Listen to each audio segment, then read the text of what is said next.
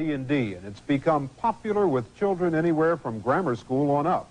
The idea of the game, which is played by highly imaginative and intelligent kids, is to assume the role of one of the characters. One game can go on for weeks or even months. The problem seems to be that some kids take it more seriously than others, take it a step further, playing a character who brings them the power in a game they couldn't possibly get in real life.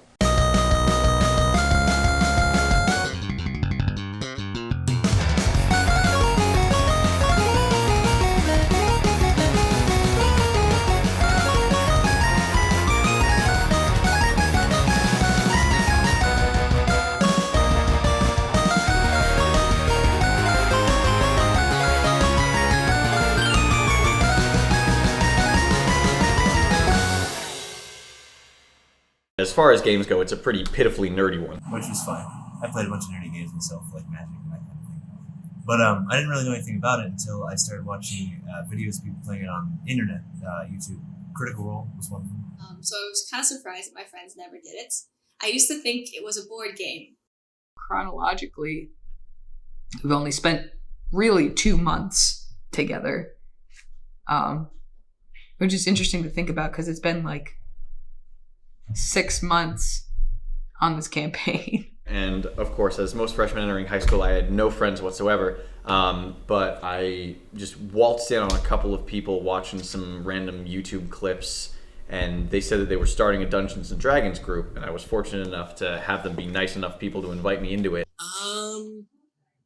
Let's see. I got started with Dungeons and Dragons here at Bennington. I had never...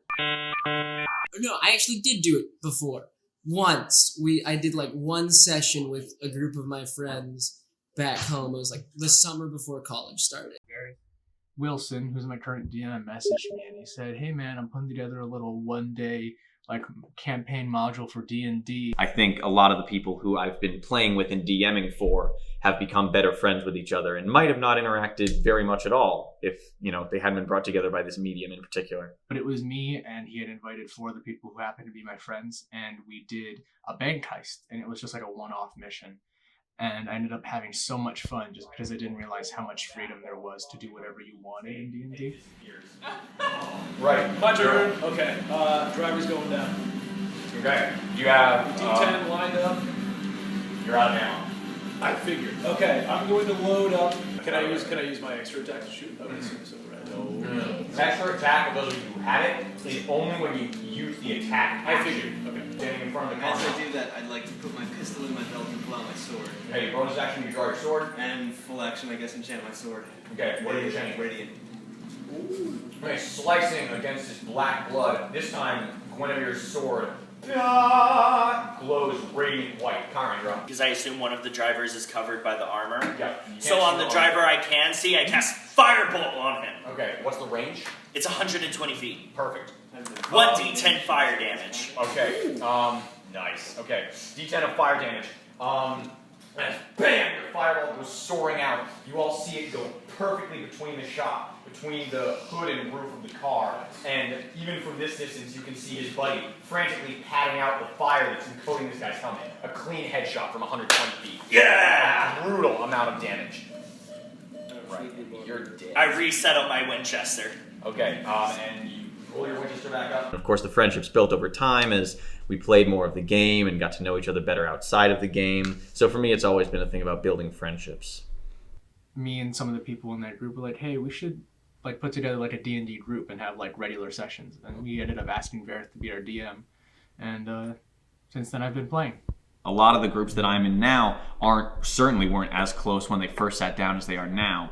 And that's one of the beautiful things about Dungeons and Dragons is that, like any good, enjoyable game, you build relationships off of it. It's just a foundation for people to see the likable qualities in each other and establish those friendships. It will lead your imagination down a dungeon labyrinth wherein lies the dragon's treasure. Steal his treasure, but make no false moves.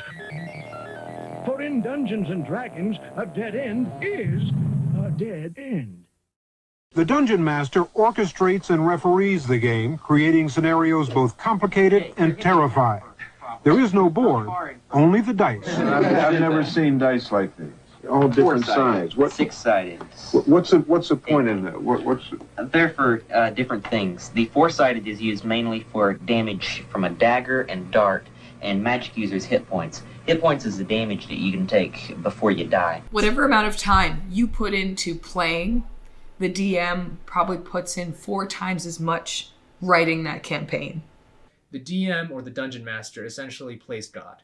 They create the whole world, they create the history, they make your character with you, like you talk to them about what you want to do with your character, and they go like, okay, yes or no. If it's coming toward, is it coming directly towards It's the coming vehicle? right towards the vehicle. Protect I want to move like 30 feet up. Okay, sprinting off to one side. All right. Yep, you're now clear of the vehicle, but standing out in the middle of the open lands. My friend group right now is mostly people from my D&D group. And that's because when you act out these characters fighting through combat with one another, making tough decisions with one another, there's really no difference than if you were doing the same thing in real life. It feels like the same thing. An excellent acting component that comes in is once you start empathizing with people, you have to react on the fly. As a good DM, I try to throw cool curveballs towards my characters. Oh, whoa, I didn't see that coming. Really reinforces the acting bit, because it is just, 4 hours of improv, and there's also a little bit of math and combat involved. So I have it all in this journal here, and I figured it might be an interesting way to introduce my character by sort of having this journal and having an entry that's all about my character and all about my background, sort of hinting at where I'm from and what I used to do. It's a good way I found of keeping track of what's going on and of keeping an accurate log of what happened and how I progressed as a character to where I am now. You have 8-sided dice, you have 10-sided dice. Usually these are for when you hit somebody with a weapon. Certain weapons have different values of how much damage they can do. It's one of the reasons why the game gets so crazy and the game's so much fun, because you're all, in the end, kind of relying on these dice rolls to carry you through. Anyone who wants to play can play, but you have to be willing to put in the time. I cast, sorry, everything just got mixed up. I cast Witch Bolt at another one of the people in the... Sometimes it's a worry just because it is like a good amount of time in the week that I could be doing other stuff, but like you gotta be able to, you always gotta make time in your week to relax and have fun, and I'm glad that I can like do D&D for that. Okay, I'll just Thunder Note Jerry and then keep my reaction. Okay, Thunder Note Jerry, remind me of your reaction again? When they come with it's different now. When they come within 60 feet, I'd like to heat the wheel that the It driver is is a holding. collaborative problem-solving game. There's a lot of work that goes on there. Oh, it's incredible. Just watching them. Like, Varith will go on and on about a certain character. You put on these voices, this persona. Not only building a world that acts as a canvas for my players, but also thinking about how it's going to keep them engaged. I've got to make quests that are more than just go here, fetch this thing, come back. There's got to be intrigue. There's got to be some kind of moral dilemma. Rather than just, only writing a paragraph that describes the place, I find individual soundtracks for each location my players go to. Currently, I've got one master document that is all of my proudest world that I've created. It just broke this weekend 40,000 words in the document, and it consists of 496 individual soundtracks that I've pulled from YouTube and various sources, just to really make the world feel like each location is different and each location is a story, because that's what brings depth to things. With soccer, it's not just you play soccer and then you walk off the field and it's over. What it really ties into is you take the moral aptitude of what you've learned and what you've experienced as a character and tie that into the real world. You're developing the character hour after hour, day after day. We're really talking about intense involvement in a very serious form of violence. The important thing to remember is, if you're playing a character, let's say for instance you have an evil character, the rules tell you your evil character is allowed in the scope of the rules to murder people. If you're playing a good character, you're the defender of the people. Yeah. But it's just your character that does it on the sheet of paper. There's always going to be, whenever you're doing anything that involves you being another character, being another person, there's always going to be some connection you have where no one else will be able to do that character, just because the choices you make are still founded in your own experiences. Like you adapt it for your character like a good actor would, but there's still a connection. As many of us did in high school, I personally struggled a lot with just conversing with people. just talking to people without feeling immensely nervous and like I didn't know what I was doing. But in Dungeons and Dragons, there's no real, colossal penalty. Even a character's death, which is the ultimate penalty, doesn't affect your real world standing.